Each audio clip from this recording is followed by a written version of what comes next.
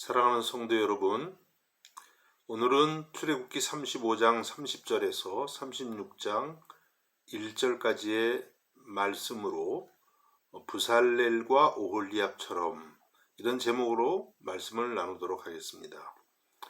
성경에는 우리가 익히 아는 유명한 인물들이 있습니다. 예를 들면 아브라함, 모세, 또 다윗, 다니엘, 신약성경에 오면 또 베드로, 사도 요한, 또 사도 바울과 같은 인물들입니다. 이러한 인물들은 하나님의 특별한 은총을 받아서 귀하게 쓰임을 받았습니다. 또 그 밖에도 이름은 잘 알려져 있지 않지만 그들 못지않게 귀하게 쓰임받은 인물들도 많이 있습니다. 또 때로는 이름이 전혀 알려져 있지 않은 무명의 성도들이지만 정말 귀하게 쓰임받은 사람들도 있습니다. 오늘 우리가 생각하는 본문 이 출애굽기 35장 30절 이하에는 부살렐과 오홀리압이라고 하는 인물이 나옵니다. 성경을 많이 읽은 분들은 부살렐과 오홀리압 이름을 잘 아실 것입니다. 그러나 상당한 분들이 이 이름은 매우 생소한 이름이 될 것 같습니다. 이름도 기억하기가 그렇게 쉽지 않습니다. 부살렐과 오홀리압입니다. 이들이 그렇게 잘 알려져 있지는 않을지 모르지만 하나님께 정말 귀하게 쓰임받았습니다. 왜냐하면 이들이 최초의 예배의 초소였던 성막을 짓는 일에 절대적인 역할을 했기 때문인 것입니다. 오늘 우리는 부살렐과 또 오홀리압의 이야기를 생각하면서 어떻게 하면 우리들도 이들처럼 귀하게 쓰임받을 수 있을지 생각하고자 합니다. 첫 번째, 그들은 성막 건축을 위해 하나님의 부름을 받았습니다. 하나님의 부름을 받은 것입니다. 본문 30절에 모세가 이스라엘 자손에게 이르되 볼지어다 여호와께서 유다 지파 훌의 손자여 우리의 아들인 부살렐을 지명하여 부르시고, 하나님이 모세를 통해서 부살렐을 지명해서 이름을 불렀다고 그렇게 말씀하고 있습니다. 또 오홀리압 역시도 하나님이 세우셨다고 말씀하고 있습니다. 그러니까 이 두 사람은 자기들이 하나님의 일을 하겠다고 이렇게 먼저 나선 것이 아니라 하나님이 먼저 부르셨던 것입니다. 그리고 그 하나님의 부르심에 순종해서 성막을 짓는 일을 감당하게 되었던 것입니다. 여러분, 이것이 바로 하나님이 일을 하시는 방법입니다. 하나님은 전능하시기 때문에 혼자서도 모든 일을 다 하실 수 있지만 하나님은 그렇게 하시지 않고 사람을 불러서 그들을 통해서 하나님의 일을 하시는 것입니다. 그래서 이 하나님의 부르심은 전적인 하나님의 주권이고 하나님의 은혜라고 그렇게 할 수가 있겠습니다. 예수님께서 제자들을 부르실 때에도 마찬가지였습니다. 마가복음 3장 13절 말씀에 또 산에 오르사 자기가 원하는 자들을 부르시니 나아온지라. 예수님이 12제자를 부르시는 기준, 그것은 바로 예수님이 원하시는 자들이었던 것입니다. 이렇게 하나님은 우리의 연약함과 부족함에도 불구하고 우리를 하나님의 은혜로 부르십니다. 하나님의 자녀로 부르시고 또 하나님의 일꾼으로 부르십니다. 여러분들도 예수 그리스도를 믿어서 하나님의 부르심을 받은 하나님의 자녀들인 줄로 믿습니다. 늘 그 부르심의 은혜에 감사할 수 있기를 우리 주님의 이름으로 축복합니다. 그러면 하나님의 부르심을 어떻게 알 수 있겠습니까? 성경을 보거나 교회 역사를 보면 하나님의 부르심은 정말 다양하다고 하겠습니다. 우리가 한마디로 이것이다라고 단정하기가 참 어렵습니다. 우리가 오늘 본문을 본 것처럼 부살렐과 오홀리압은 모세를 통해서 하나님의 부름을 받았습니다. 또 모세 자신은 불붙는 떨기나무에서 하나님의 부르시는 음성을 직접 들었습니다. 다윗은 사무엘 선지자를 통해서 하나님의 부르심을 받았습니다. 사도 바울은 다메섹 도상에서 부활하신 예수님을 직접 만남으로 부름을 받았습니다. 또 사도 바울의 믿음의 아들인 디모데는 사도 바울에 의해서 하나님의 부르심을 받았습니다. 제가 아는 어떤 목사님은 그냥 일반 버스를 타고 가는데 그 버스 앞 정면에 이런 성경 구절이 써 있었다고 합니다. 심령이 가난한 자는 복이 있나니 천국이 그들의 것이며. 이 목사님이 이 말씀을 보는 순간 마음이 깨져서 예수님을 그 자리에서 영접하고 신학교를 가게 되었고 목사님까지 되었다는 간증을 들은 적이 있습니다. 제가 전에 만난 어떤 유대인 크리스찬은 전혀 예수님을 생각하지 않고 있었는데 어느 날 호텔에서 잠을 자는 중에 주님께서 나단, 나단, 나단 자기 이름을 3번 부르는 그런 음성을 듣고 주님의 제자가 되었다고 했습니다. 종교개혁자 마틴 루터는 친구와 길을 가다가 벼락이 떨어지면서 친구가 죽는 모습을 보며 충격을 받아서 하나님의 부르심을 받았다고 했습니다. 이와 같이 하나님이 우리를 부르시는 방법은 정말 다양합니다. 그런데 어떤 방법으로 우리를 부르시든지 시간이 지남에 따라 그 부르심에 대한 내적 확신이 들어오게 되는 것입니다. 물론 하나님이 처음 부르실 때 우리는 머뭇거리게 됩니다. 여러분, 과연 누가 하나님의 부르심 앞에 자신이 있다고 나설 수가 있겠습니까? 처음에는 머뭇거립니다. 그러나 시간이 흐르면서 하나님이 나를 어떤 일로 부르셨다는 확신이 들게 되는 것이죠. 또 그렇게 되어야만 하나님의 부르심에 대한 확신을 갖고, 다른 말로 하면 소명의식을 갖고 주님의 일을 감당하게 되는 것입니다. 사도 바울은 사도행전 20장 24절에서 자신의 부르심에 대한 내적 확신을 고백했습니다. 내가 달려갈 길과 주 예수께 받은 사명, 곧 하나님의 은혜의 복음을 증언하는 일을 마치려 하면은 나의 생명조차 조금도 귀한 것으로 여기지 아니하노라. 부름받은 사도 바울이 이제 시간이 흘러서 내적 확신을 갖게 되고 또 그 내적 확신이 있었기 때문에 주님의 복음을 전하는 일에 어떠한 희생도 치를 수가 있었던 것이죠. 여러분, 이와 같은 하나님의 부르심에 대한 내적인 확신이 생길 수 있기를 간절히 바랍니다. 또 하나님이 여러분을 부르시면 여러분은 어떤 하나님의 일에 대한 부담감을 느끼게 됩니다. 교회를 생각할 때에 어떤 일들이 자꾸 생각이 나고 부담이 됩니다. 또 때로는 어떤 대상들을 바라볼 때 불쌍히 여기는 마음이 들기도 합니다. 자꾸 마음에 떠오르는 이러한 부담이 하나님의 부르심일 수 있습니다. 선지자 예레미야는 하나님의 일을 감당하다가 많은 어려움을 겪었습니다. 그래서 포기하고 싶은 적도 있었습니다. 그런데 그는 결국 이렇게 고백합니다. 예레미야서 20장 9절 말씀입니다. 내가 다시는 여호와를 선포하지 아니하며 그의 이름으로 말하지 아니하리라 하면 나의 마음이 불붙는 것 같아서 골수에 사무치니 답답하여 견딜 수 없나이다. 하나님의 말씀을 전하는 일을 하지 않으려고 하면 그의 마음이 불붙는 것 같고 그 하나님의 부르심이 골수에 사무쳐서 답답해서 견딜 수 없다고 했습니다. 하나님의 말씀을 전하는 일에 큰 부담을 느꼈던 것이죠. 여러분, 이것이 바로 하나님의 부르심의 특징입니다.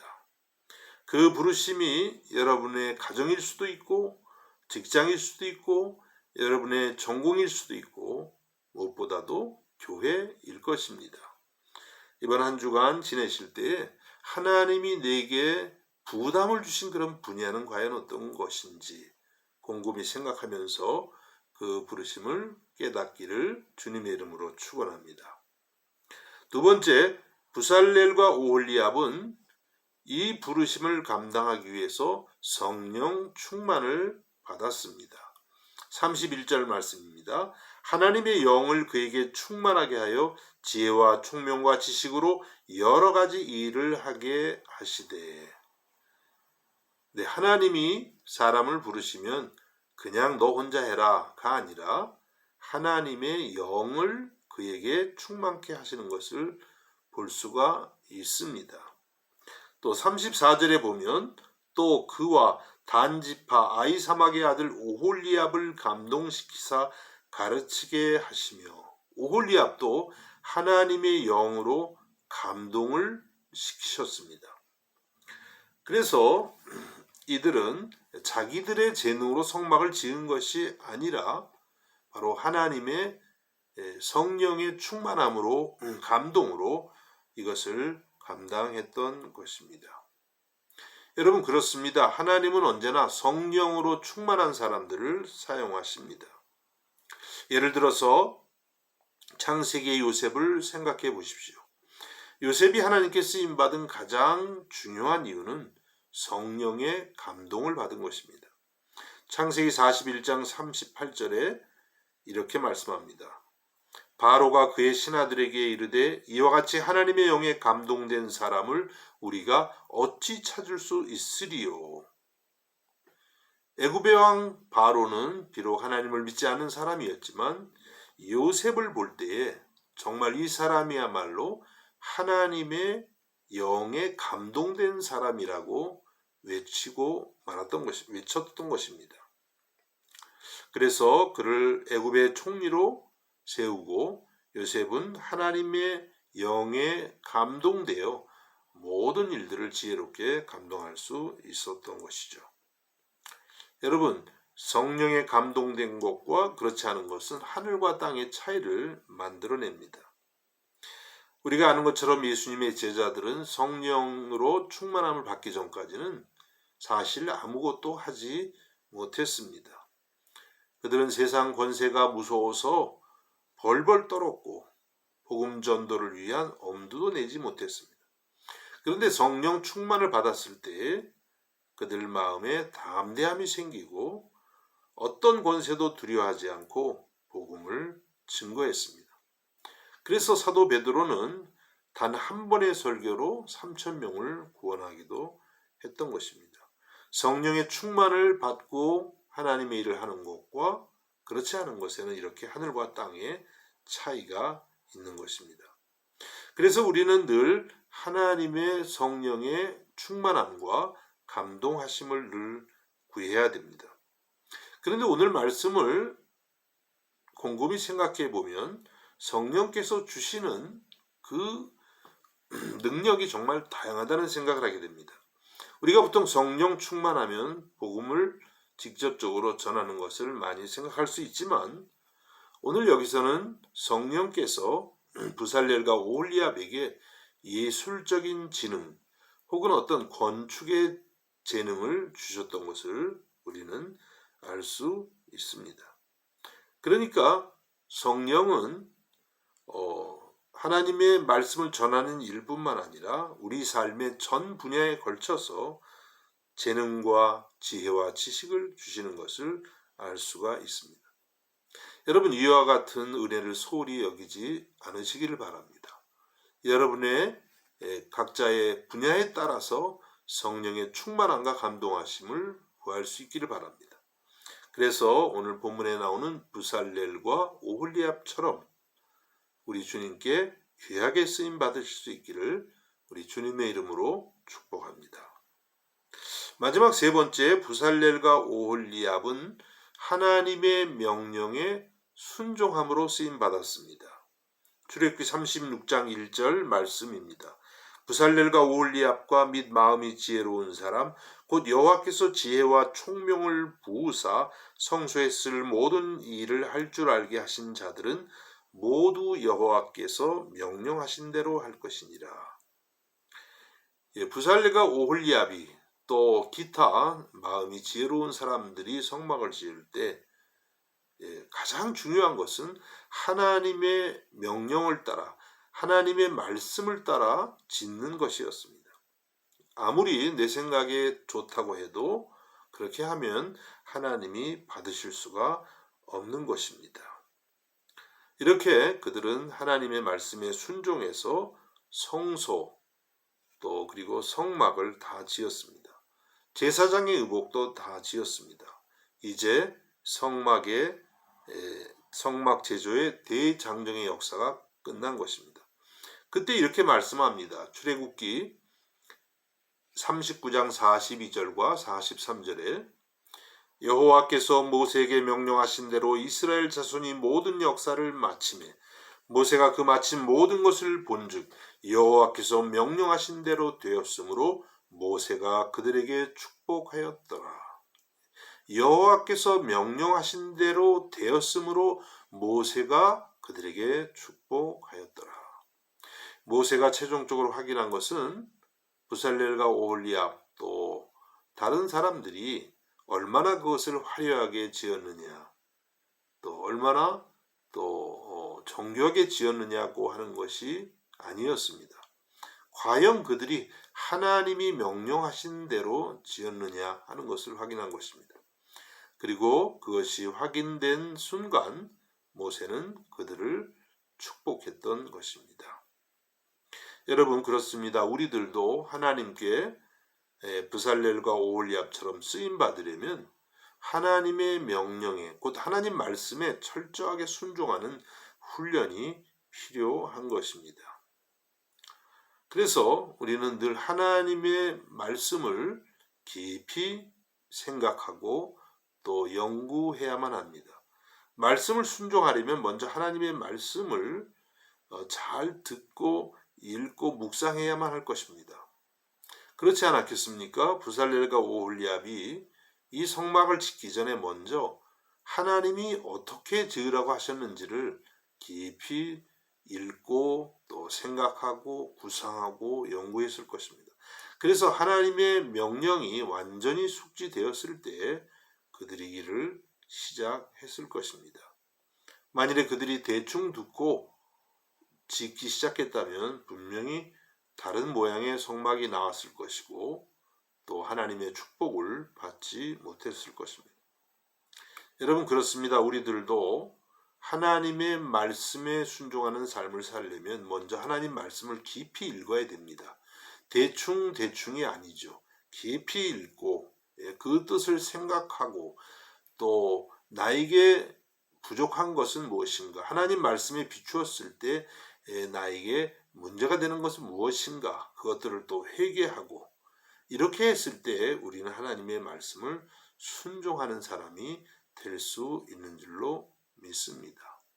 이번 한 주간을 살아가면서 하나님의 말씀을 내가 알고는 있지만 순종하지 못하는 것이 과연 어떤 것인지 생각하시면서 하나님의 말씀을 다시 한번 깊이 묵상하면서 순종하는 여러분이 될 수 있기를 간절히 바랍니다.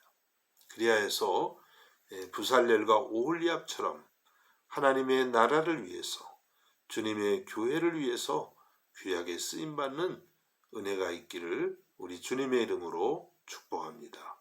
기도하겠습니다.